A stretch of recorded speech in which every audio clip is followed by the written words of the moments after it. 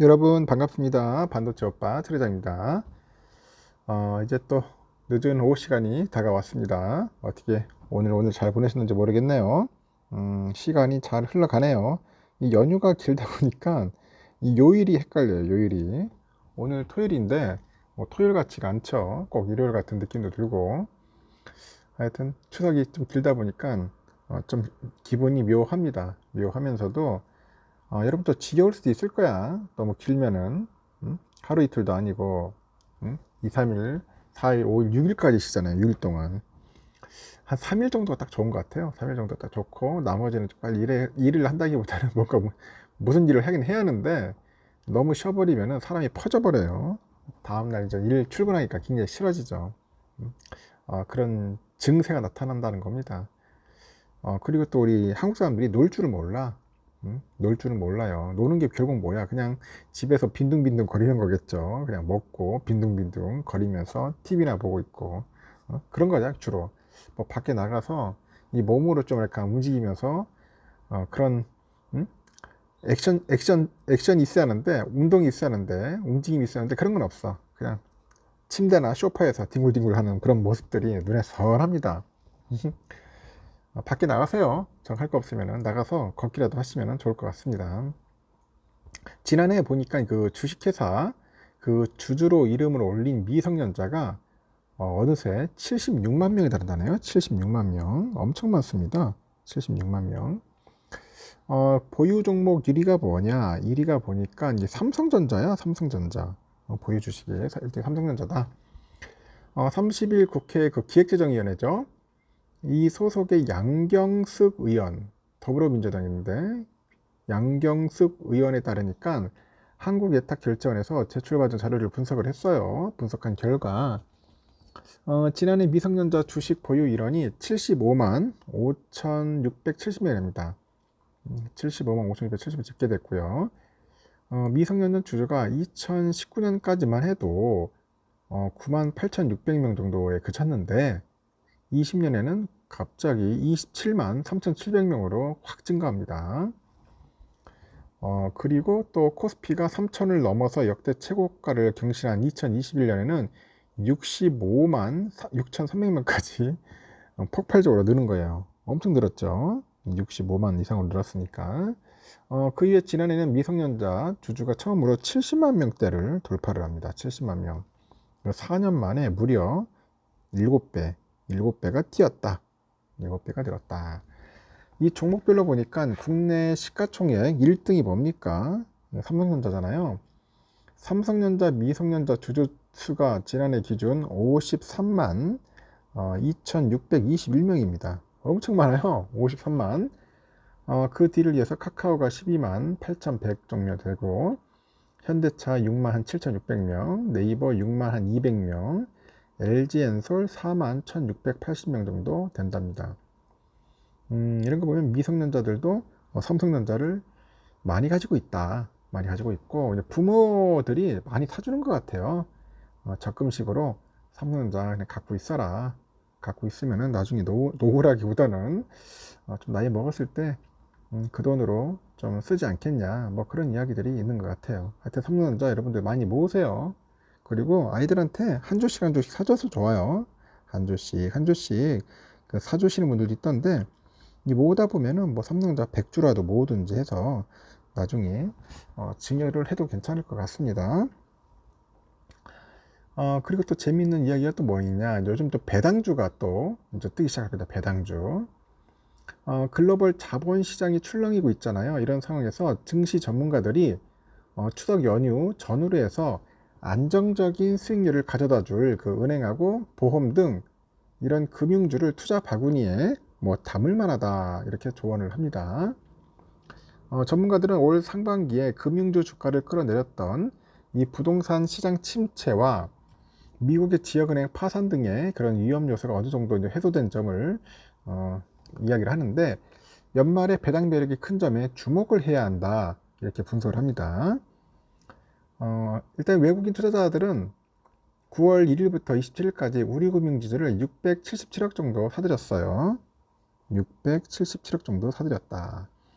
외국인들이 우리 금융지주뿐 아니라 뭐 하나금융지주 한 609억 정도, DB손해 377억 정도, 메리츠금융 250억, 그리고 하나생명 230억, 신한지주 200억, NH투자증권 172억 등 하여튼 같은 기간에 모조리 순매수했습니다. 모조리 순매수했다.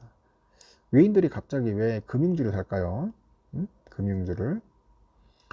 이는 8월 한 달간 그 하나금융하고 오리금융, BNK금융 등 금융주 대다수를 순매도한 것과는 약간 좀 대두되는 흐름이다. 그런 이야기를 하죠. 이 외국인들이 최근에 금융주를 대거 사들인 것은 배당 수익률은 높은데 그에 반해서 현 주가 수준은 저점에 머물고 있다. 배당은 좋은데 주가는 바닥이야. 그러니까 향후 주가 상승 여력이 있다고 이제 판단하기 때문인 것 같아요. 실제로 현재 주요 은행주의 주가 순자산 비율 PBR이죠. PBR이 0.3에서 0.4배밖에 안 돼요. PBR이 현 주가 수준이 장부상 그 가치의 절반에도 미치지 못하는 겁니다. 장부상 가치의 절반도 안 돼. 0.5도 안 된다는 거 아니야. 금융정보업체에 따르니까 국내 주요 증권사들은 그 DGB금융하고 BNK금융, 기업은행, 우리은행, 우리금융이죠. 우리금융대 연말에 그 배당 수익률이 한 9% 정도 되지 않겠냐. 그렇게 봅니다. 여러분들 DGB 알죠? DGB, BNK, 그리고 기업, 우리 이렇게 보는 것 같습니다. 하나금융하고 JB금융도 각각 8.67, 8.3% 정도 배당 수익률을 기록할 것으로 보고 있고요.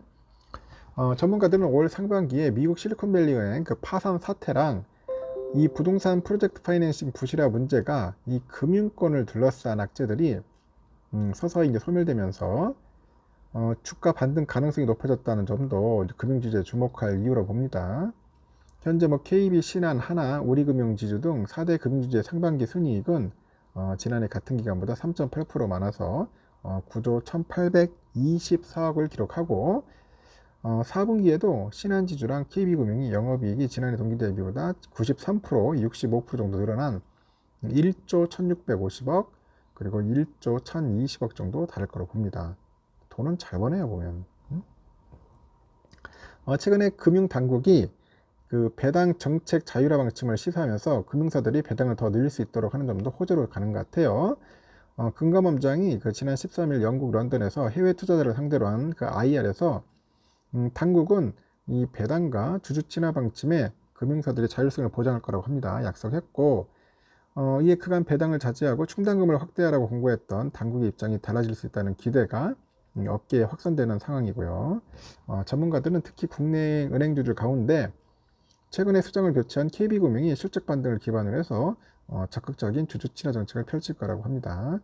이렇게 외국인이 최근에 2주 연속 은행주만 300억 넘게 순매수하다 보니까 수급 여건이 개선되고 있다고 해요. 올 초부터 꾸준히 나왔던 부동산 PF하고 해외 대체투자 자산의 건전성 그 악화 우려도 이미 주가의 상당 부분 반영이 돼 있어서 금융주가 추가적으로 상승할 수 있다고 예상을 합니다. 전문가들은 종목을 고르는데 자신이 없다면은 금융주 펀드나 그 ETF 투자도 고려해 볼 만하다고 하죠. 한국 펀드 평가서에 따르니까 삼성자산운용 코덱스의 보험 ETF인데 지난해 9월 27일 이달 27일까지 30.6%의 수익률을 기록을 했네요. 이 ETF는 DB손해보험하고 삼성화재, 삼성생명, 현대해상, 하나생명, 코리안리 이렇게 해서 높은 비중으로 이제 편입한 상품인 것 같아요.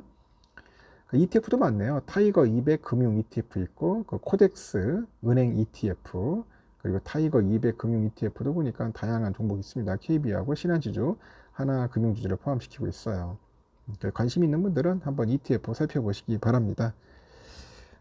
일단 테마주 장세가 이제 계속된 탓에 시장 참여자들의 피로감이 누적되고 있는데 이제 금융주가 최근에 투자 대안으로 뜨고 있다. 이제 바람이 찬바람이 불면은 이제 글로 가는 것 같아요. 이제 찬바람이 분다. 이제 배당주로 간다. 금융주가 이제 투자 대안에 뜬다.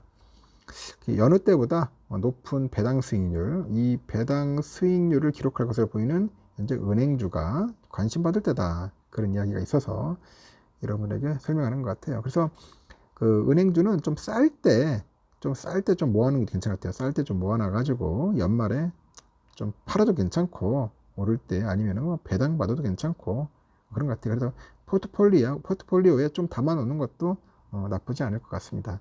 은행주는 성장주가 아니라서 주가가 크게 오르지는 않습니다. 그런 점들을 참고하시면 좋을 것 같습니다. 여기까지 하겠습니다.